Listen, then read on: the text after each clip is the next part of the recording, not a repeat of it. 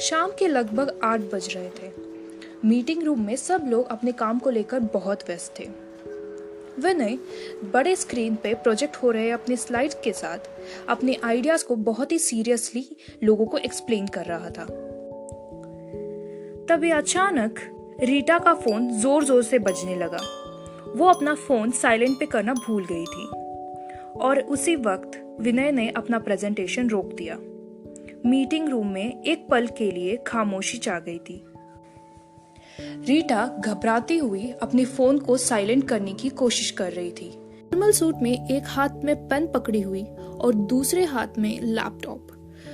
सरा बहुत ही ध्यान से विनय का प्रेजेंटेशन सुन रही थी और उसी वक्त रीटा के फोन बजने के कारण उसका कंसंट्रेशन टूट गया, जिसकी वजह से वो बहुत चिड़ी हुई नजर आ रही थी। लेकिन अगले ही पल सेरा ने खुद को शांत किया और कहा, We don't have time for all this. Let's finish the meeting fast. And you, Rita, make sure you don't repeat this. Otherwise, you know the consequences. और सरा ने विनय को प्रेजेंटेशन आगे बढ़ाने के लिए कहा। उस रूम में मौजूद सब लोग सरा के इस बिहेवियर से काफी चौंक गए थे, लेकिन अंदर खुश भी थे कि उनको अभी ज्यादा देर रुकना नहीं पड़ेगा। और विनय ने प्रेजेंटेशन को आगे बढ़ाया। शाम के करीब 9:15 बज रहे थे। सब लोग अपना मीटिंग और काम खत्म करके अपने अपने घर लौट रहे थे। राजेश और विनय दोनों एक ही फ्लैट में रहते हैं, तो इसीलिए राजेश विनय को पिक करता है और घर लौटते वक्त उसी के साथ जाता है। राजेश और विनय आज की हुई घटना के बारे में चर्चा कर रहे हैं। यार राजेश, मुझे तो लगा था कि आज तो पता नहीं क्या हो जाएगा। रीटा ने तो आज सच में हद ही कर दी। उसे चेक करना चाहिए था ना कि उसका फोन साइलेंट में है या नहीं। तुम्हें पता है ना पिछली बार मेरे साथ क्या हुआ था? ओह गॉड, मुझे तो याद भी नहीं करना हो। हाँ यार विनय, मुझे भी लगा कि आज तो हम लोग गए, आज तो हमें पता नहीं कितना हवस एक्स्ट्रा स्पेंड करना पड़ेगा। बट थैंकफुली लगता है आज बॉस का मूड कुछ अच्छा था, या फिर उन्हें कुछ जल्दी थी, वरना ऐसा तो हो ही नहीं सकता कि ऐसी कोई किसी से गलती हो और वो ऐसे आसानी से छोड़ दे। Rita was lucky today. हाँ, लेकिन यार राजेश, एक बात तो माननी पड़ेगी, हमारी बॉस चाहे कितनी भी खड़ूस क्यों ना हो, लेकिन उनकी पर्सनालिटी का कोई जवाब नहीं है। हाँ, best entrepreneur of the award मिला है उन्हें। और तो और वो रईस खानदान की एक लौती बेटी है। वो पता नहीं उससे कौन शादी करेगा। बड़ा किस्मत वाला होगा वो।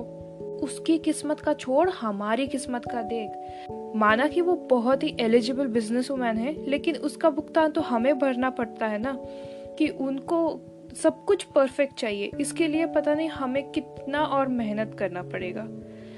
हाँ यार, लेकिन ये इस कंपनी में पे स्केल भी तो अच्छा है, वरना मैं तो कब का यहाँ से स्विच कर लेता। कंपनी अच्छी है, भले ही थोड़ा सा वर्क प्रेशर ज़्यादा हो, और इसीलिए तो मैं यहाँ पे इतने सालों से हूँ और मुझे यहाँ पे अच्छा भी लगता है। हाँ वो तो है। चलो भाई, अब तो बहुत थकान हो रही है, अभी घर जाके मुझे बस सोना है। हाँ मुझे पता है, तू तो हुए ही कुंभकर्ण। सरा एक बहुत ही पैशनेट, कॉन्फिडेंट और एक इंडिपेंडेंट बिजनेस वुमन है। उसे किसी का मदद लेना अच्छा नहीं लगता। एक रईस खानदान में पैदा होने के बावजूद उसे अपने पिता के दिए हुए जायदाद की जरूरत नहीं पड़ी। वो खुद अपनी नाम और अपनी पहचान बनाना चाहती थी, इसीलिए वो अपनी छोटी सी उम्र में ही इस कंपनी पर काम करना शुरू कर दिया और 4 से 5 साल में इस कंपनी को काफी आगे तक ले गई। अगली सुबह सरा अपनी बेंच ड्राइव करते हुए कंपनी में दाखिला हो रही है।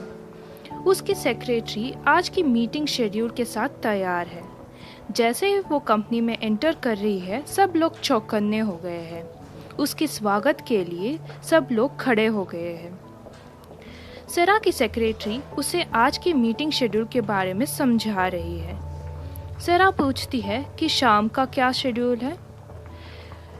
सरा की सेक्रेटरी उसे जवाब देता है कि मैम, आपकी शाम के लिए आपका डिनर का शेड्यूल है आपकी फैमिली के साथ। आपके पिताजी आए हुए हैं, तो वो चाहते हैं कि आप उनके सारे बच्चे आज उनके साथ डिनर करें। सरा गहरी सांस लेती है। ठीक है, शाम के 8 बजे का शेड्यूल मेरा फ्री रखना। सरा के पिता एक बहुत ही मशहूर बिजनेसमैन हैं।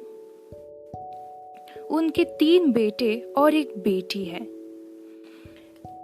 सरा के बड़े भाई रणविजय का 2 साल पहले एक दुर्घटनावश देहांत हो गया था। उसके बाद से उनके बाकी 2 भाइयों में जायदाद के हिस्से की प्रॉपर्टी को लेकर हमेशा कहासुनी रहती है। सरा कभी इन सब के बारे में नहीं सोचती, क्योंकि वो उसकी खुद की कंपनी है और वो इन सब मामलों में नहीं पड़ना चाहती। लेकिन वो अभी गहरी सोच में है कि पिताजी ने अचानक से फैमिली डिनर पे क्यों बुलाया। जब बात पैसों की आ जाती है तो परिवार में दूरियां बन जाना बहुत आसान हो जाता है।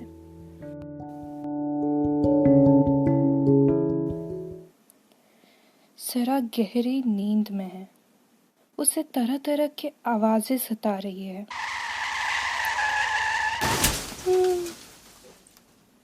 मैम क्या आप मुझे सुन पा रही है? प्लीज होश में रहिए, होश में रहिए।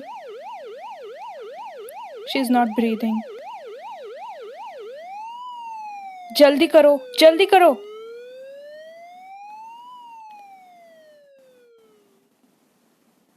सरा धीरे से अपनी आंखें खोल रही है।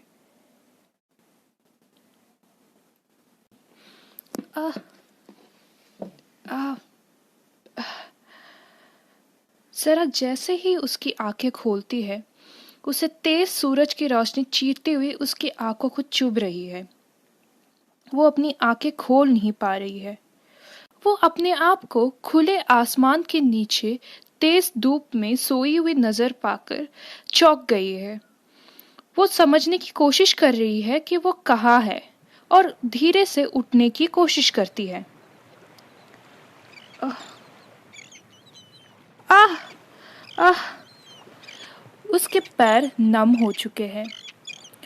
वो उठ नहीं पा रही है। फिर भी वो कोशिश करती है कि वो उठकर थोड़ी देर बैठ जाए। ओ गॉड, ये कौन सी जगह है? मैं यहाँ क्या कर रही हूँ?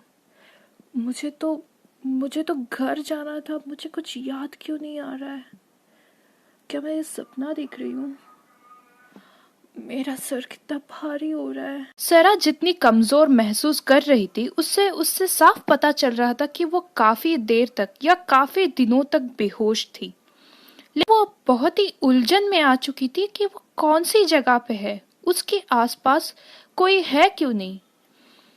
वो अपनी आंखें खोलकर ध्यान से उसके आसपास के नज़ारे को पहचानने की कोशिश करती है। वो एक बीच के किनारे पर लेटी हुई थी। उसे गहरी समंदर की लहरों की आवाज़ कानों में गूंज रही थी। मैं यहाँ कैसे पहुँची? ओह गॉड, मैं तो उठ भी नहीं पा रही हूँ। मुझे कुछ याद क्यों नहीं आ रहा है? क्या मेरा एक्सीडेंट हुआ था या फिर मैं कोई सपना देख रही हूँ? अगर मेरा एक्सीडेंट हुआ तो मुझे कोई चोट क्यों नहीं लगी? मैं कहाँ हूँ? ये तो मेरे शहर में तो कोई बीच नहीं है, तो मैं बीच में कैसे पहुंची? क्या मुझे किसी ने किडनैप कर लिया है? तरह तरह के सवाल सरा के मन में अभी उठ रहे थे। ये सब बाद में भी सोचा जा सकता है। पहले तो मुझे यहाँ से निकलना होगा। मेरे आसपास कोई है क्यों नहीं? मेरा फ़ोन, मेरे पास कुछ है क्यों नहीं है? वो दूर दूर तक चिल्लाने की कोशिश करती है, कोई है, कोई है यहाँ पे? अगर कोई सुन रहा है तो मेरी मदद कीजिए प्लीज। अपने आसपास पूरी तरह नजरें घुमाने के बाद वो सोचती है कि ये कोई सुनसान जगह है, यहाँ पे कोई आता जाता नहीं है। ओह गॉड, मैं कहाँ आ गई हूँ? मैं कहाँ हूँ?